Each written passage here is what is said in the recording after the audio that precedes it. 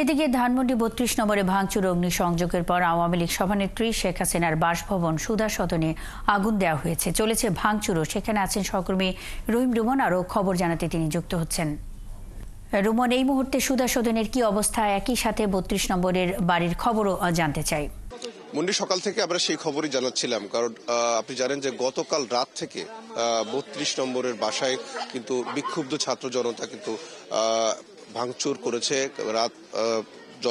রাতের বেলা আমরা যতদূর জেনেছি যে সেখানে বুলডোজার দিয়ে ভবনের বঙ্গবন্ধু স্মৃতি জাদুঘরের যে ভবন, সেই ভবনের একটি অংশ কিন্তু বুলডোজার দিয়ে গুড়িয়ে দেওয়া হয়েছে। আমরা এই মুহূর্তে আছি ধানমন্ডি ৫-এর সুধা সদন নামে সাবেক প্রধানমন্ত্রী শেখ হাসিনার যে বাসভবনটি রয়েছে সেই বাসভবনে।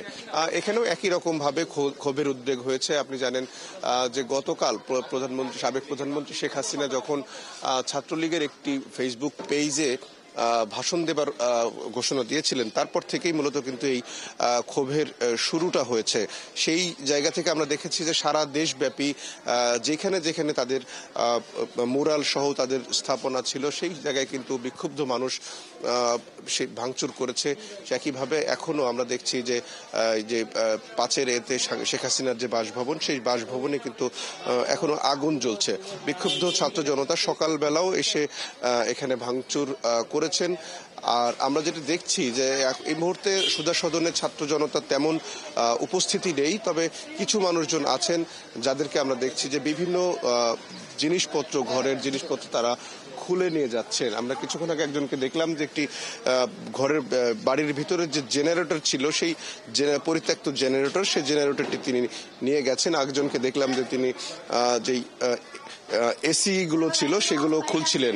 বিভিন্ন জায়গা থেকে মানুষরা আসলে একটা অংশের মানুষ কিন্তু এই সুযোগে বিভিন্ন জিনিসপত্র এখান থেকে নিয়ে যাচ্ছে। যে বিক্ষুব্ধ মানুষের কথা আমরা বলছি তা এই মুহূর্তে সেটি ৩২ নম্বরে তাদের উপস্থিতিটা বেশি।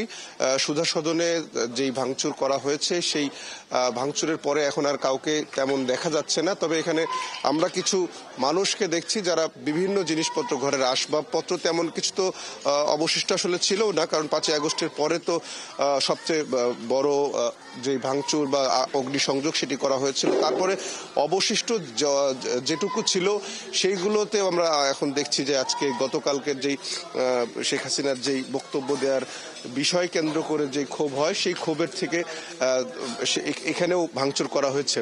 সুধা সদনের এই মুহূর্তে একেবারেই একটা পোড়া বাড়ি, একেবারে ভূতের বাড়ির মতোই মনে হচ্ছে, যেখানে আমরা বিভিন্ন রহিম রুমন, আপনি আছেন, খবর রাখতে থাকুন, সঙ্গেই থাকবেন।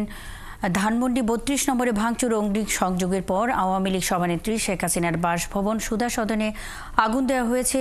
চলেছে ভাঙচুরও। সেখানে রয়েছেন সহকর্মী রহিম রুমন, তিনি জানাচ্ছিলেন সবশেষ খবরাখবর।